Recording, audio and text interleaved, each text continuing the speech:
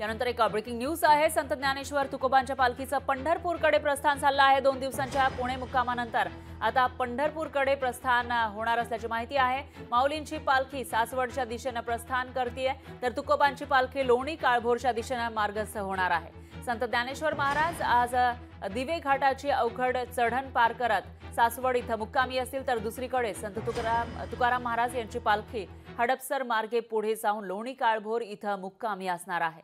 तर तिकडची ही दृश्य आपण बघू शकतोय। पाऊले चालती पंढरीची वाट असं म्हणत वारकरी निघालेले आहेत। आणि याविषयी अधिक माहितीसाठी आपले प्रतिनिधी चंद्रशेखर भांगे हे थेट आपल्यासोबत जोडले गेले आहेत। चंद्रशेखर, काय सांगाल? संत ज्ञानेश्वर आणि तुकोबांच्या पालखीचं आता पंढरपूरकडे प्रस्थान होत आहे, सध्याचे काय अपडेट्स आहेत?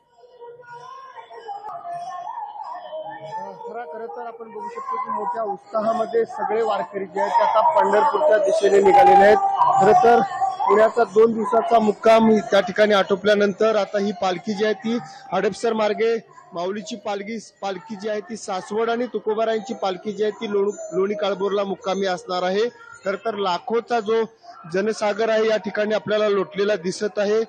खरं तर आपण बघतो की 2 दिवसाच्या मुक्कामामध्ये पुणेकरांनी अत्यंत मोठ्या प्रमाणात या सगळ्या वारकऱ्यांची व्यवस्था केली होती। त्यांना काय हवंय काय नको या सगळ्या गोष्टीची सगळी खातिरदारी या पुणेकर नागरिकांनी घेतली होती। आणि या पुणेकरांचा पाहुणचार या ठिकाणी संपल्यानंतर दोन्ही पालख्या जे आहेत ते सकाळीच आता या निघालेले आहेत। आपण बघू शकतो की लाखो वारकरी जे आहेत ते अत्यंत शिस्तीने या ठिकाणी आपल्याला चालत पंढरपूरच्या दिशेने जाताना या ठिकाणी दिसत आहेत। खरं तर या दोन्ही पालख्या अजून ज्या आहेत त्या पुलगेट या ठिकाणी असल्याची माहिती मिळत आहे। आणि हडपसर मध्ये आपण जर बघितलो तर या ठिकाणी जे वारकरी आहेत, जे भाविक भक्त आहेत, त्यांच्या स्वागतासाठी हडपसरकर मोठ्या संख्येने या ठिकाणी त्यांचं स्वागत करत आहेत। पोलिसांचा सुद्धा मोठा या ठिकाणी बंदोबस्त तैनात करण्यात आलेला आहे।